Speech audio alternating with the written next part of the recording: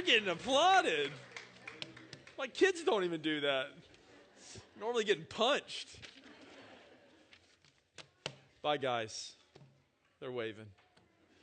All right, turn your Bibles to 2 Corinthians chapter 12. That was a twist.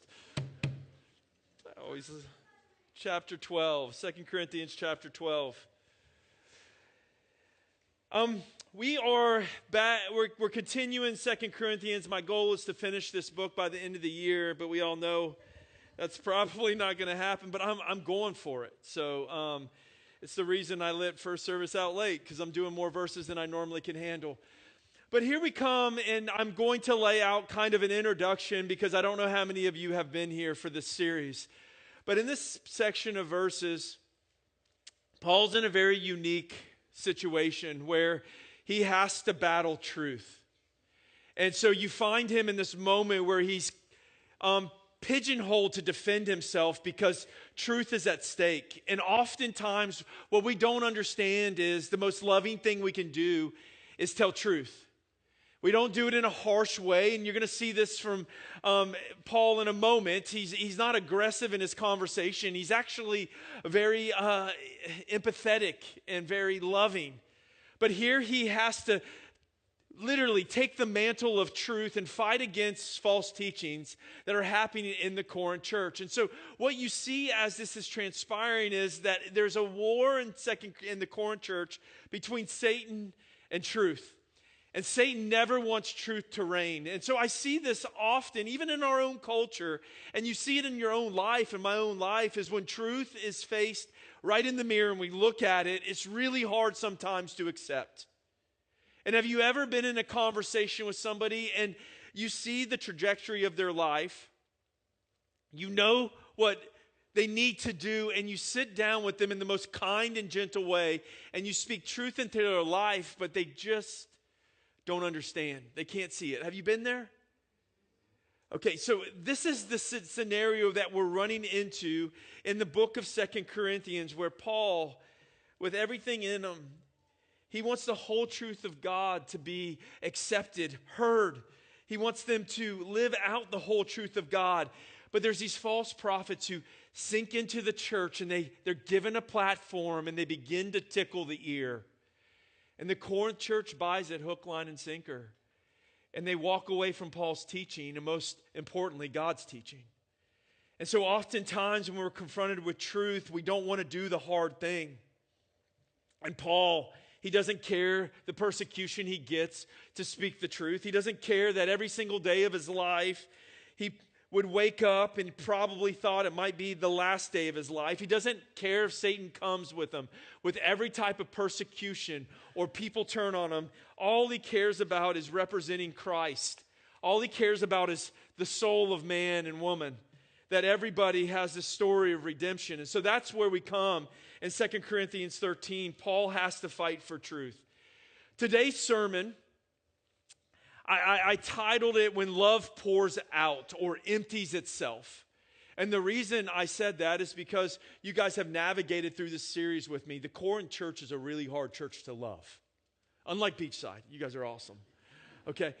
But the Corinth church, man, if they could break Paul's heart, they would. And they did. And they're really hard to love. And God has placed people in our lives that can be really hard to love. And maybe that's your marriage. That's not my marriage. My wife is easy to love, and I'm easier to love. I'm just joking. But there's maybe it's your marriage. Maybe it's a kid who's kind of drifted.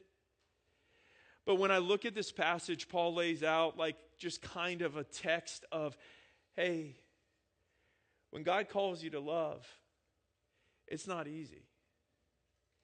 And sometimes you have to pour out all of you in order for them to see Jesus. And so I was thinking through this process, and I believe, especially believers in Christ, God has put this innate thing inside of our hearts that we really truly know how to love. And let me walk you through this. It's very easy for me to naturally love my children. I want to provide for them.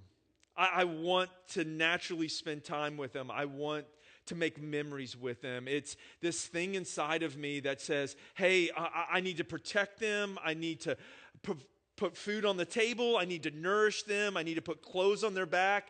It's natural for me to sacrifice for my kids. And when we look around, what we see that often is the Christ type of love, right? When you see a parent with a disabled child where they have to stop their entire life in order to provide for that child, and the emotional turmoil that happens in the depths of their soul, and they're constantly concerned about that child. They take them to doctor's appointments. They make sure they have the best doctors. They're at constant surgeries. They willingly sacrifice for that child. And sometimes, yes, the selfishness gets in the way and they're exhausted and they're tired. But you also see that when like a spouse gets sick and the wife or the husband decide, hey, it doesn't matter what I have to sacrifice to take care of you, I'm going to do it, right? And they drop everything. And their world becomes about that person to make sure that they can get the health that they need. They cook the proper meals. They make sure that they're comfortable. They do everything. And when that season's over, you look at them and they're completely exhausted, right? Or just a mom. She has that baby. 3 other kids. But that baby wakes up at midnight, 2 o'clock, 4 o'clock, and then 6 o'clock and wakes up the whole house. And she's exhausted. And she has to take care of those 3 other beautiful kids and that baby. And she walks around looking like she just got beat up by the world, right? It's this natural inclination in us to love this way. But here's the question I have. And I think Paul answers it today. Why can we love only in seasons like this or certain people like this? Why can we not love everyone like this? Right? Some of us are in difficult marriages, and man, right now, like it's really hard to love your spouse. And I'm going to challenge you from this passage today. Maybe the reason it's hard to love your spouse is because you're selfish. Ouch, right? That's hard. I'm going to actually push back on that. And I said the reason you're not loving your spouse well is because you're selfish. And that's my MO often. When I'm not loving my wife well, it's because it's about Khalil. You get that? And so what I'm learning from Paul, especially, he's an example to us on how to love, just like Christ is an example, that when we love, especially in adults, we have to choose every day to love. It's not a natural thing in me to love somebody when I have to die to myself, unless they're not on equal terms of me. Like, unless I have to take care of them. Like my kids, it's more of I love them, but it's also a responsibility. It feels like if I don't do this, my kids will eat donuts every day of their life, right? And they do it out there. It's dangerous. Stop giving my kids donuts, church. But there's this element where they come in here with white powder donuts and wipe it on me before I have to preach. Who's giving them white powder donuts? Going on a tangent here. But there's an aspect where it's like they're not equal to me. There's a kind of an authority level. But when there's an equal person that I'm called to love who can hurt me, who can bring out my insecurities, who they know my vulnerabilities, and all of a sudden I find myself reclusing my heart from them and protecting myself and putting walls up because they have scarred my heart. And all of a sudden, out of retreat, I can't love like Christ has called me to love. And I can't get messy with them because I'm pulling back. Does that make sense? And so what's hard to love an adult like Paul's loving an adult is because it leaves you vulnerable to hurt, and we don't like pain. We recluse when pain happens, especially when it hits our heart. And so as you look at life, right, all of us, when we've been hurt deeply, it's really hard to let people in. And that may be a love of a lost one. It may be a broken relationship. It may be a wayward child. It may be a husband who has not treated you well. And I get it. You pull back and you get protective. And I understand that. But in that, you begin to lose yourself. You begin to lose how God had wired you and how he's wired you. And you stop laying your heart out of line. And people really never get to know you, and you never really get to know people. And Paul's navigating through this. And the reason I think this is beautiful is because the Corinth church really, really, really broke Paul's heart. It led him to depression. It led him to lose the joy of ministry. And so what took place, I think, often in our relationships, and not with Paul, our relationships move from a posture of grace to a posture of transaction. Does that make sense? And as long as you're in a posture of transaction in your love, what am I going to get from this? How does this benefit me? Or we don't say it out loud, but hey, I watched all of the kids today. You came home and you didn't even do this or this or this. And it's like, why? And it's like, I did this. I sacrificed for your 4 kids. Mine, what? I thought we did this together. This is weird. And you should do this in return, right? It's in all of us. It's a transactional type of relationship. And that's the reason so many marriages, so many parents are destroying their kids. It's not transactional. And this is what we're going to see today. It's, no. Babes, how can I serve you? I love you. What do you need? And if you live in the posture outdoing one another in honor, it's a game changer. And it's hard because we all have needs. We all have struggles. We all have things and moments where we feel like we can't give anything more than we're giving. But we have to live in a posture of grace. And there's stories you're going to see all throughout this sermon of men and women who sacrificed everything for people they never even knew. And I'm going to start off with one. There's a missionary named David Livingstone. And if you've heard of him, you're pretty well of church history and missionary history. But he was one of the most famous missionaries in the 19th century. He was a doctor in Scotland. He lived a really good life.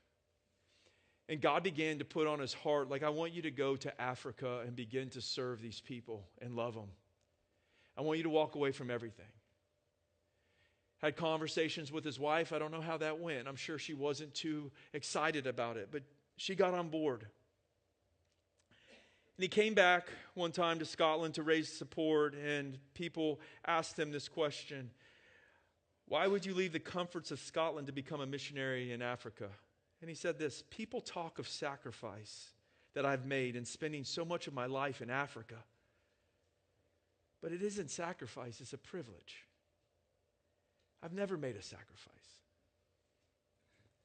And I read this, and if you know the history of David Livingstone, his wife died in Africa. He buried her right there in Africa, serving these missionaries. He in his time in Africa, he never remarried, and he struggled in his journals with loneliness. He lost his health. He got malaria and almost died. But I love how he passed away. Someone came into his bedroom. They had not seen him for a few hours, and he died kneeling by his bed, praying to his God. That's how they found him. And I look at this man, and he poured out his life for people he never knew. To take the gospel to a place, because he believed in it so much, to a place that never heard the gospel. And when I look at these stories, why would a man do this? Because Christ transformed his heart. So here we come in 2 Corinthians, and I'm going to hop in. That was a long introduction. But here we are. Verse 11, Jonathan read it earlier, and if you listen to him read it, you may wonder how we're going to navigate through this, but it does make sense because it flows into the natural order of 2 Corinthians. He comes in verse 11, and he goes, I've been a fool, and you forced me to it. He goes, I'm going to do something extremely foolish right now. It's outside of wisdom. I don't want to do this, but what fools normally do is they brag about themselves. right? Like, that's a foolish thing. That's a childish thing when we begin to brag about how good we are at video games or how good we are at a sport or whatever. When you get older, you realize, does it really matter? And so he's like, I'm forced to begin to have conversations I don't want to have because you're forcing me to defend myself, specifically my authority given to me by God himself. And he goes, for I ought to have been commended by you. And so he stops and he goes, I'm going to have to defend myself because of this. This is how I know that you don't trust what I'm preaching. I came to you. He goes, I ought to be commended by you. And this is what he's saying. I came, and Paul visited them. This is his second time visiting them. And he shows up to the church. And there was heresy in the church, and he came to defend things that were being said by him. And so he comes to the church, kind of like if we said, hey, Khalil has to defend himself because people are spreading rumors.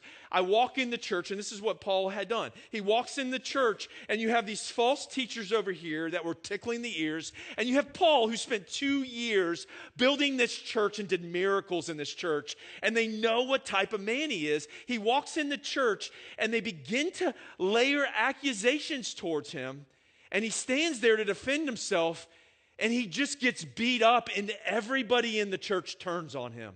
That's a horrible feeling. Not one person stood up for him, not one. Some may have agreed with him, but no one wanted to stand up and say, this isn't right. Paul's a godly man. He was sent here. He's the founder of this church. What we're saying about him is not true. No one defended him. And this is what he said. You ought to have commended me when I came. You should have said thank you. But all of you turned your back on me. And Paul left completely brokenhearted. In his mind, he's like, I've sacrificed so much for these people. I came and I never took you're going to see this. I never took a penny from them.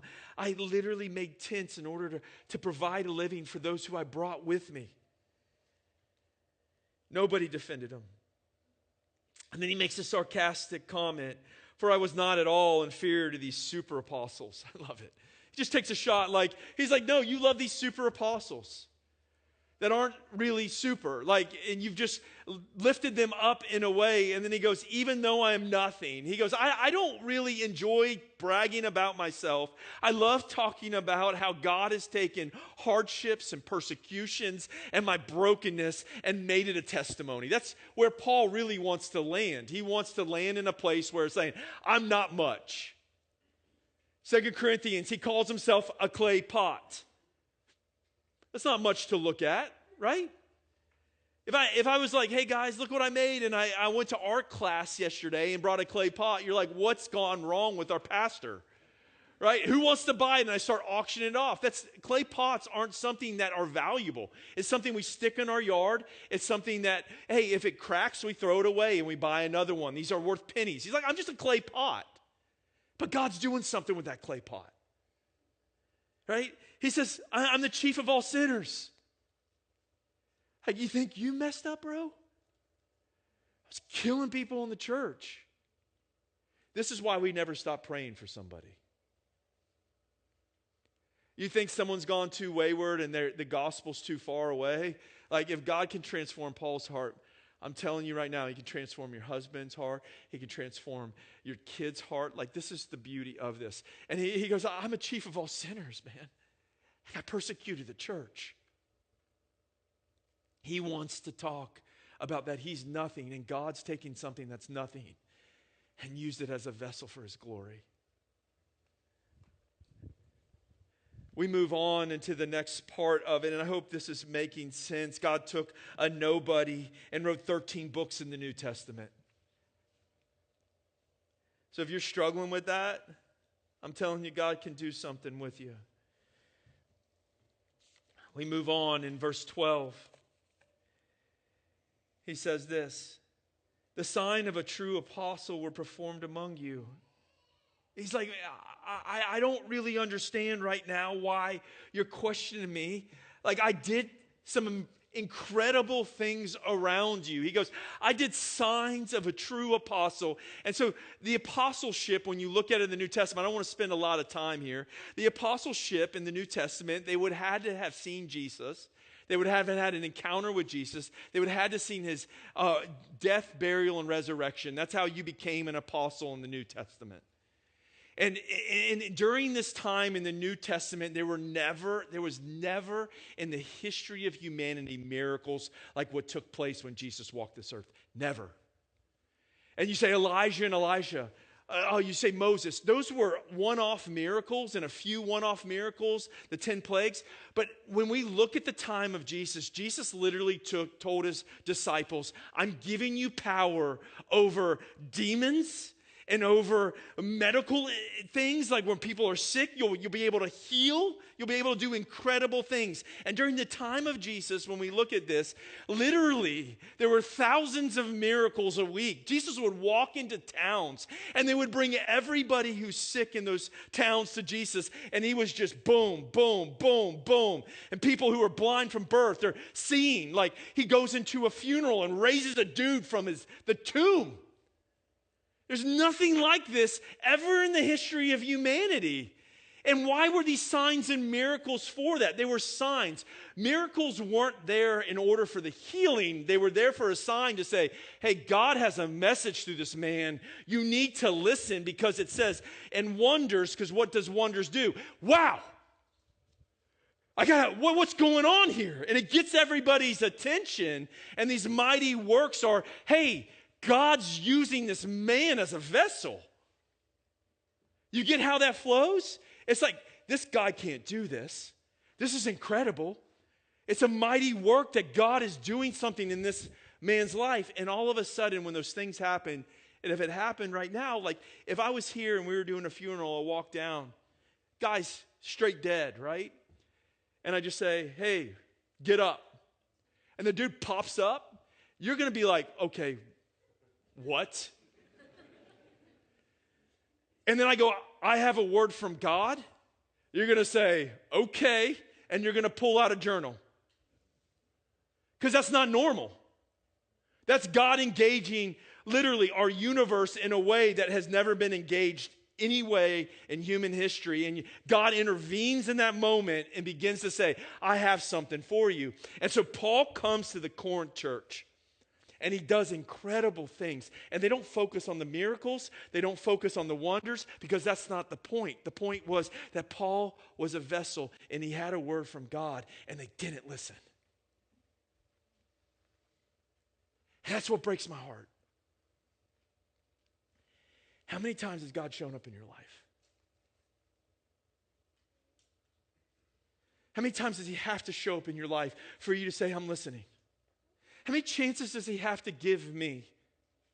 How much grace does he have to show me until I open my eyes and say, okay, I get it. Like we're just like the Corinth church. We, you, me, all of us. Where God, at least in my life, over and over and over and over, he has shown up. He has done miraculous things. Have you seen my wife? I'm lucky, right? And my 4 boys, I'm not so lucky, but here we go. There's an aspect where he's done, like even the birth of a child, it's a miracle. And he over my life, he's just been so gracious to me, so kind and so patient. I don't understand why I don't listen.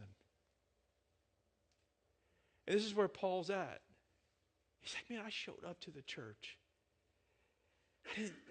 I didn't take a penny from you. I healed people. I did incredible things in Corinth where you knew I was an apostle of God. You knew I had a message from God. And then you let these guys come in who tickle your ears, and you walk away from the Lord because you don't want to do the hard thing.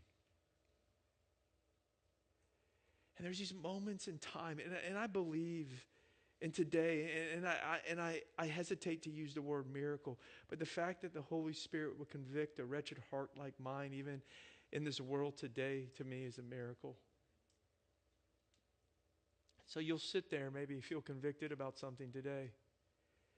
and God's prodding on you, speaking to you, how are you going to respond? I'm asking. So Paul's like, I did incredible things right in front of you. Mighty works. It's showing you the power of God. And he says this, and I did it with the utmost patience. I love that phrase, and I passed over it, and then I realized last night that phrase actually has some significance to it. He goes, you guys kept demanding, because in 1 Corinthians, they wanted more miracles. They wanted more like showy gifts. You remember that in 1 Corinthians 13 and 14? He's like, you need love. You don't need more showy gifts. And they're like pushing Paul to do more miracles. And he goes, God continued to do miracles, yet it was never enough for you. I believe with everything in me, some of you, God could show up in Shekinah glory tonight in your bedroom, and you may change for 2 weeks, but you'll go back right to it. I really believe that. He's done it in Corinth. He's done it. He literally did it with the Jewish people in exile. Shows up on a mountain. It's like, don't let an animal touch it or you'll die. Don't let anybody touch it. And the whole mountain's shaking. And what do? The mountain's shaking. There's thunder and lightning all around it. And they build a golden calf. We're dumb. We just are ignorant people. And he says, I've done it with the utmost patience. And then look at Paul's love. This is what blows my mind. They come back and they have this. He goes, for in what were you less favored than the rest of the churches? There's an accusation. Like Paul treats us worse than the other churches. Except that I myself did not burden you. Forgive me for this wrong. He says something sarcastically again. And Paul's like, I was never a burden to you. You say that I treated you differently than other churches. And as you read through chapter 11, verse 7, he literally says this in 2 Corinthians, I robbed other churches to serve you. He's like, I never took anything for you. You're saying that I favor these other churches. I went to these other churches to raise support so that I could come to you and give you the gospel free of charge, because everybody in your city, when they would teach, they would require money, and I didn't want anything from you. I just wanted to know you're loved. And so I went to other churches, and I literally tent made in order to bring the gospel for you. And we look through 2 Corinthians, there are times that Paul didn't even have food on his table. And he never asked the Corinth church for anything. He's like, I was never a burden to you, and I never will be a burden to you. And this is how much I loved you. I was willing to not even eat so that you could hear the gospel. He goes, I'm sorry in sarcasm if I was wrong for not taking your money. 14, he says this, and this is incredible. Here for the third time, I'm ready to come to you. Like, listen to selfless love. Like, can I just come to you again? Like the pursuit that Paul had for this church. You killed me. You crushed me. You sent me into depression. But I still want to see you. Like this is the type of, like, you're in high school and you're like, bro, why are you still with that girl? Like, she treats you horribly. She's great, isn't she?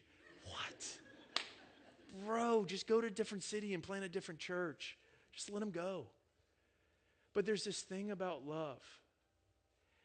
You never give up. And Paul's like, can I just come again?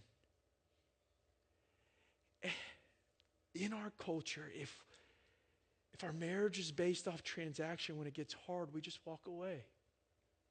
We don't fight for it. And Paul's like, I'm fighting for this. You're not going to get away from me that easy. And he goes, can I come a third time? And I love what he says. I promise you I won't be a burden. I don't want anything from you. I'm not coming for what you have to offer. That burden means to weigh you down. I'm not going to weigh you down. Very few people in life love like this. Right? I just want to see you. Like, don't get that room ready. Don't go buy food. Like, just let me come, and like, I'll just interwoven into your life. Like, I'll just be like a fly on the wall. I'm not going to be a burden. Like, I don't want anything from you. And then look what he says. For I seek not what is yours. There's not a transactional thing. This is a selfless love. But I want you. This is like, I need to start doing this verse in weddings. Sickness and health, right? Poverty and wealth. You have nothing to offer. I just want you. Like, see, here's what true love is. You're driving on the way home. You get in a tragic car accident. Your wife is completely paralyzed. And you just say, I'm just glad you're still here. For the rest of your days, you take care of her. She offers nothing to you anymore. Probably drools, probably could hardly speak. But she's there. And you have her heart. And when I look at this phrase, I mean, this is the gospel. Like, we have nothing to give God. Like, what are you going to give him that's not his? Like, are we really that positioned right now where he literally spoke the world into existence and you're like, hey man, I got something to offer you? Makes no logical sense. Like, if we believe God created everything simply with his voice, what are you going to give him he doesn't have? See, he doesn't want anything from, he just wants you. You. I mean, that's refreshing in this culture. Like, you guys all have those friends who, they're calling and they're like, bro, what does this guy want? They're like, hey man, how you doing? Good. Hey, I got a favor to ask. I know. What is it? Like, that's 90% of our relationships. And this is different. This is sacrificial love. He's saying, I really don't want anything from you. I want you and you alone. There's these two young men. They're in their 20s in Germany in the 1700s. And they heard of a story of the West Indies where this British slave owner kept over 3,000 African slaves. The slave owner was hostile towards the gospel, and he vowed no preacher or Christian would ever set foot on this island. And these young missionaries decide, you know what? I'm going to take the gospel there. You know what they did? They sold themselves into slavery. They got on a boat in their early 20s, burdened by God's love for these enslaved men and women. They hopped on a boat, and they got on a boat and watched. Their family watched from the dock and weeping, knowing that they'd probably never see these two boys again. And they said to their parents, may the lamb that was slain receive the reward of his suffering. They get there, and they realize, hey, I don't have to enslave myself. In God's gracious provision, and they begin to use their skills in order, as carpenters and different skills, to begin to reach that island, and a church formed on that island, and many of those slaves came to know Christ.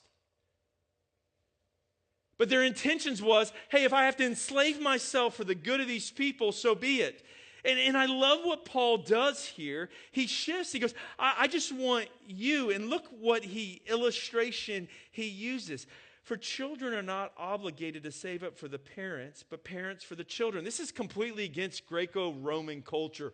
Older parents are supposed to be taken care of by their children. And he goes, listen, this is the type of love I'm talking about. A parent sacrificing everything for his kids. Right? He sees himself as a spiritual father, and he says this, for children are not obligated to save up. I don't want anything, just like a dad wouldn't want anything from his kids. Like, my kids aren't in here, but their Father's Day gifts are terrible. Right? And you look at it, and you're like, oh, yeah, okay. But, no, I'm just kidding. No, I throw it away. But they're probably in my office on my desk. But he says children are not obligated to save up. Like, it would be like, hey, boy, at 6 years old, you need to get a job. You need to pay the bills. What? I'm 6. We got a mortgage. We got water. You need to put food on the table. I'm going to sit here, and you're going to take care of me. It's crazy. This is what he says. For their parents, but parents for their children. He's like, this word that he's using here, save up, it means to pour out everything. It means your treasure. This is what he's saying. It's a parent's job to give their kids their treasure. That's time, that's their money, that's their resources, that's their love. It's a parent's obligation and also their want to give their kids their treasure. This is the culture we live in. We spoil our kids because we didn't have it. We actually do them a disservice. I'm going to go on that. I'm going to stop. But here it's just like you want with everything in you to provide for your kids. It doesn't feel obligated. It's the joy. Like you want to take them out to a nice meal. Right? You want to, and I said this in the first service, you want to give them everything. You want to give them the present they want on Christmas so they open it up and you're with your phone. And the smile on their face because they don't ever smile. And it's just like, yes, I captured it. Right? I'm gonna frame this. You are a happy person. But you want to. Right? You want to be out there at your kids' basketball game, baseball game, football game, and they do well. They make a basket and they look at daddy and they're like, Dad, did you see that? Yeah, buddy. Good job. Because we want to give them all of us, right? And this is how we're supposed to love. This is what Paul's saying. Like, I love you, church, this way. You're like my kids. And I will not stop till the day I die loving you. Isn't that a parent's heart? Parents? And so he uses this beautiful illustration to capture what biblical love looks like, that you give them your treasure. And you may not have money, but you may have time. You may have something other than what they think they need, but just give them your treasure. And then look what he goes on and says in verse 15. I will most gladly, this word gladly, I love the terminology of it, is thrilled. I'm overjoyed. It means like I express elation. I'm ecstatic.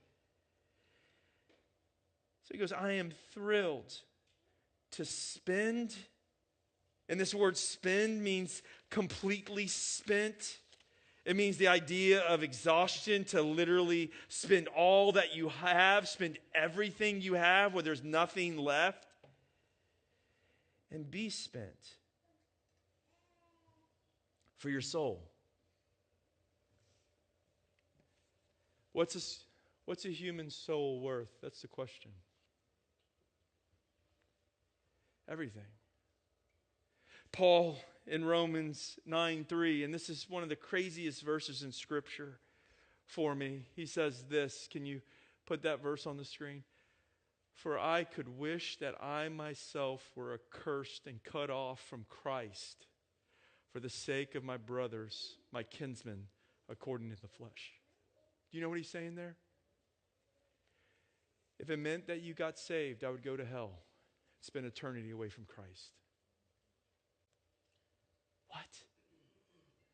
If it means that I have to walk away from Christ so that you could be saved, I would do it. My problem is, most of the time, we're sending people to hell because we don't love them. And Paul's saying, I'll do anything possible to keep you away from the judgment of God.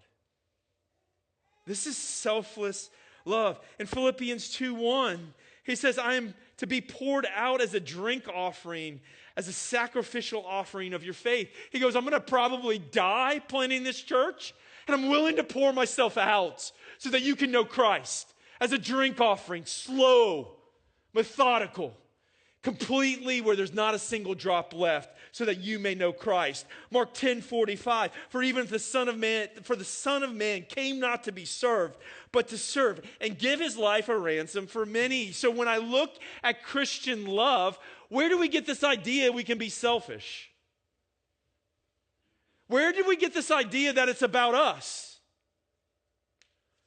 And when I navigate through this, Paul's saying I will spend it all until there's nothing left so that your soul can know Jesus. This is not a transactional love. So how has this happened in my life and in your life? How has our love become transactional? First, it's probably happened due to hurt. Second, it's probably we have not witnessed this type of love as long as we walk the face of the earth.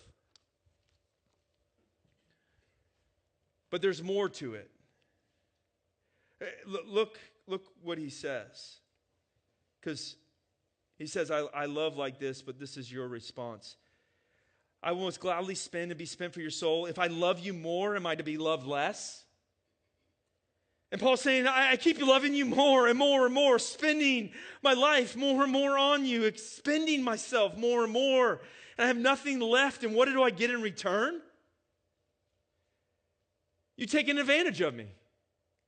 The more affection I gave you, the less love I received. The more I gave you, the less you loved. And you almost sense frustration in Paul. But this is common for most of us. Due to time, I'm going to summarize this passage. In Luke 7, there's this moment in time, and if you've been here, you've heard this, because it's one of my favorite stories in the New Testament, one of Jesus' moments with this woman. But Jesus had met this woman prior, and she had given her life to Jesus. And she was an adulterous woman, so she was outcast in society, and Jesus was at a dinner with a bunch of religious people. And at that time, they would sit around a table and they would lie and they would sit there and have conversations. And because nothing happened in these towns, people would come and look in the window and listen to the conversations. Well, this woman knew Jesus was going to be there that evening. And she comes with this alabaster jar of oil. And she comes into the room, and what's taking place is conversations are happening. And it's at night, most likely. And she sneaks in the room. And she's standing near Jesus, and she just wants to tell him thank you for changing her life. And right when she sees Jesus, she starts crying. Like, man, I can't believe, he loved me this way. And the tears begin to hit Jesus' feet, and what she does is she unravels her hair, gets on her knees. And what she realized is, that when Jesus came in, they gave him and this is very disrespectful, no water to wash his feet. She begins to wash Jesus' feet. Jesus doesn't stop her. But the religious people begin, if this man's really a prophet, he would know what type of woman this is. And Jesus, in the middle of their conversation, stops him and says, Simon, let me ask you a question. If a man owed someone 50 denarii and his debt was forgiven, and another man owed 500 denarii and his debt was forgiven, which one would love more? Which one would be more grateful? And Jesus, the guy was like, the one with the larger debt. You've answered correctly, Simon. And then he makes this statement that I think needs to resonate with our hearts. Those who have been forgiven of much love much. Here's the reason I don't think we love this way. This may be off-putting to some of you. At the end of the day, you think the person in your life is lucky to have you. You think that their whatever stinks more than yours. I didn't want to say poop in the pulpit, but I just did. You think it stinks more than yours. You think their issues are bigger than yours. You think their problems are bigger than yours. You think their things are unredeemable, unlike yours. And so what you do is you elevate yourself, because this is what we do with everybody. We elevate ourselves in order to crush our heart and shut our heart down. And we push that other person down so that we can treat them the way we think they should be deserved to be treated. And Christ never did that to me. And he never did it to you. And so where do we get this posture that we don't need to be forgiven of much? Every day you sin. Every day I sin. Every day I affront God because I don't give him the glory he deserves. I don't give him the praise or the thankfulness he deserves. Every day I affront him. Every day I have to take Khalil off the throne and put him there. Every day I disrespect him. And yet he habitually, in his grace, comes at me over and over and over again. Graciously pursues me. And then when I am given a gift like my wife and my kids and my family, like my mom and my stepdad and my brothers and sisters, do I pursue them that way? No, because I'm a selfish person. Everything you have is a gift. It's not there for you to selfishly use. It's there for you to bless that gift with everything you have. So if I gave you a gift of a stove and you just sat and looked at it and criticized it and never used it, that gift is never used to its full potential. Does that make sense? Use the gift that God's given you of His love, of His grace, and shower it on those around you. And this is what Paul is saying here. It's like love is not transactional. He's like, in 16, I love it. And I'll finish the rest of 16 next week. But granting that I myself did not burden you. He goes, I'm not going to change. I'm going to come to you and I'm not going to burden you. I'm going to be selfless. I'm going to sacrifice what my heart wants. I'm going to love you no less than I've loved you before. I don't care what our differences is. I don't care if you're cold to me. I don't care what you accuse me of. I don't care if you're disaffectionate towards me. I don't care if you were disloyal or rebellious. I'm going to continue to sacrifice because I want you. I don't want anything from you. I just want you. And this is the gospel. How often, and you look at it in the Old Testament, God uses the word adultery to describe His people because they've walked away from their one true God. They cheated on Him. And how often does He take them back? Every single time. How often have you committed adultery? How often has He taken you back? I don't know how to tell you how gracious your God is. I just don't. If the prodigal son can spit in his father's face and take his inheritance and say, I never want to see you again, and God's the representative of the prodigal son's father, and He waits day in and day out, come home, son. Will you just come home today? And He sees him, and He runs. He braces him. Falls on his face and kisses him. He says, hey, my son's home. Shh. I don't care what you did. Shh. You came back home. That's all that matters. Kill the fatted calf. Kill the fatted calf. That's our story. There's a story of a man that I love. In 2nd century, he was a disciple of John the apostle. His name was Polycarp. He was the elder of the church of Smyrna. We're the new Smyrna. He's the old Smyrna. He's old school. He's 86 years old. And Roman persecution began to happen against the church. And he was the elder, and they wanted to make an example of him, and they arrested him. And they looked at Polycarp and said, if you deny Jesus Christ and curse Him, we won't kill you. I love this statement. 86 years I've served Him. And He has done no wrong. How can I then blaspheme my King who saved me? In a lot of our relationships, they mess up one time and it's like, I'm done.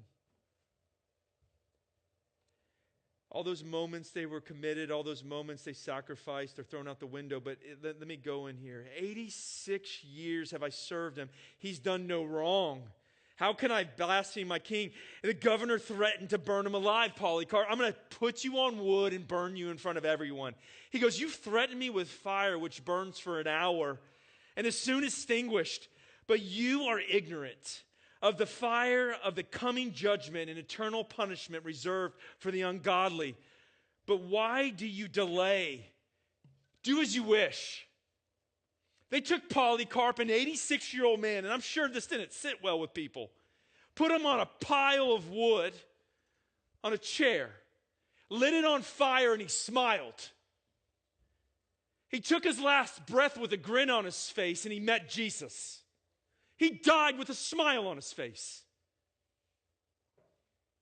I look all through church history in the love of the martyrs that truth is proclaimed The sacrifices they've made so people could come and know the gospel of Jesus Christ. Why do they do it? Why do we stay in relationships that are hard? Why do we forgive? Because Jesus is the great example. He spent all of himself for the sake of love. He healed the sick. He loved the ungodly. He washed the feet of the one that would betray him. Jonathan, come up. And then went to the cross and died for that same man.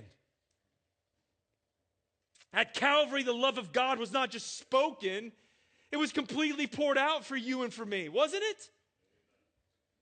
And I look at Romans 5:8, and this is where I land, and this is why we live in a posture of grace and love.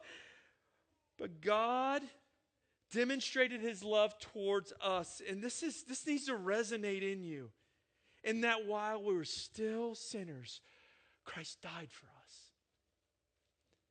Mentally go to the most wicked thing you've ever done. And in that moment, Jesus said, I love you. The most wicked thing you've ever done in life. You want nobody to know about. In that moment, Jesus says, this is why I'm dying on a cross. And I do it with joy. He didn't die for a future version of you. He died for the most wicked part of you. And he did it with joy. The side of you want nobody to see. He willingly laid out his arms wide and hung on a cross. And all that wickedness that was at the foot of the cross, he said, Father, forgive them, for they know not what they do. This is why we love this way. Because we've been loved this way. You may not have experienced from a person on earth, but man, I hope you've experienced it from the ever-loving Father in heaven and his Son, Jesus Christ. I hope you understand this love. Because Jesus simply didn't just give something of himself. He gave all of himself. His blood poured out. His strength was spent. His life was given. Not because we deserved it, because love demanded it. This is our story. This is our story, church. And when we quit on our marriages, we walk away from people because it's too hard. And I'm not diminishing your story. But when we do it because it's too hard, rather than because love tells us to press in, all you do is care about yourself. It changes when the love of God gets a hold of your heart, because you begin to see true love. And so I need you to bow your head and close your eyes. I pray with everything in me this morning that some of you have been living a life for you, and you're really hurting the people around you. And that's not Christ-type love. And some of you are doing it because your heart's so hurt, so deep. And I'm saying, come forward this morning and let forgiveness reign in that heart. Let you give your brokenness to Christ and let him put you back together. Maybe you need to go to counseling, and that's fine. But you can't stay where you're at. It's killing you. You know it is. I want you to be in relationships where you can give all of yourself. Where you truly see the beauty of Christ. It's not about you. If you need to come to the altar this morning, maybe you don't know this love of Christ, I would love to tell you about him. Maybe you've just jacked everything up and you just need to come and repent. I'm asking you to come to the altar. If you have love on lockdown, stay where you're at. That's cool. But if you need to get to a place where I got to reevaluate everything, let's come. Who needs it? Come on, church. If you don't want to move and you just want someone to pray for you, will you raise your hand and we'll come and pray with you? Who needs prayer?